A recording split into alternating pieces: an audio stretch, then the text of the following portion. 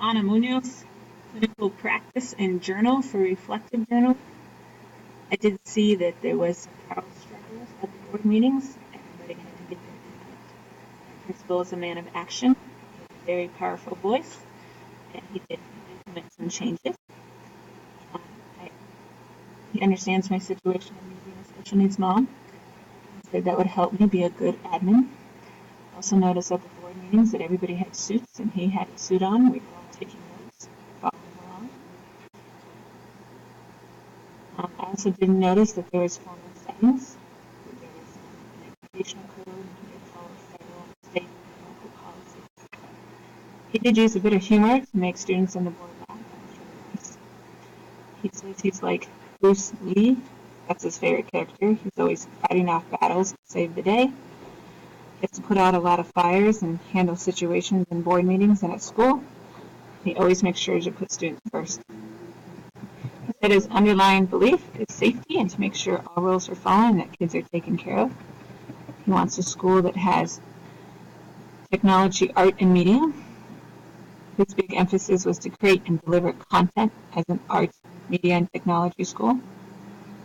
And even on the hardest days, he would always smile, he would listen, he'd make sure to remind them of the rules, and their big goal was to make sure every kid had a great education. That usually calmed down the board and family members, and then we'd get back to work and get things happening. Very straightforward approach. It was a good strategy. I learned about the process that being a teacher, advocate, and public speaker is a good foundation for admin designee. With my principal's shoes, that's a whole new ballpark, right? It takes a lot of guts and determination to put in those long hours at board meetings to create positive change. He's put in a lot of system and processes that the boards have to improve for great flow. He also asked me to help with LCAP, WASP, and the site plan, which has to be approved by the board. Was there any surprises? Yeah, a lot of scheduling changes the board had to take part of. That's pretty complicated. At this charter school, there's no unions. You can be fired at will. That's something the board taught me and my boss. Also know that charters have smaller class settings, and it means our students learn more because we can help them more. That's a great part about the board meetings and the charter is to make sure this is a good setting. I'd like to know more about the CPS report, get some training on it. My takeaways, there'll be some days that are hard. There's lots of situations and scenarios we have to go through as admin and board meetings. We do have a large percent of special needs students, including those with autism like my own son, but we had to put the educational code and safety first. Really to go with your heart, my boss said. That's what the board meeting says, to pick what's right.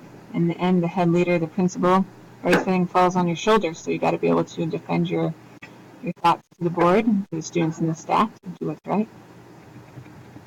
And it really showed to me that we need to follow the rules, especially OSHA. They came and inspected our site. We need to be ADA compliant.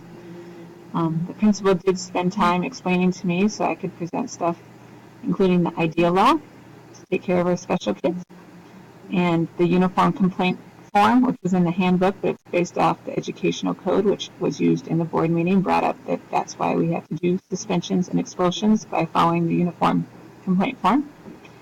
My boss really inspired me to read more before board meetings, to have it all laid out. I did help him write up some information, but he always helped me write it out and make sure it's ready for those board meetings. Board meetings are a big deal. They're kind of like your first bosses, and so we got to make sure they're happy.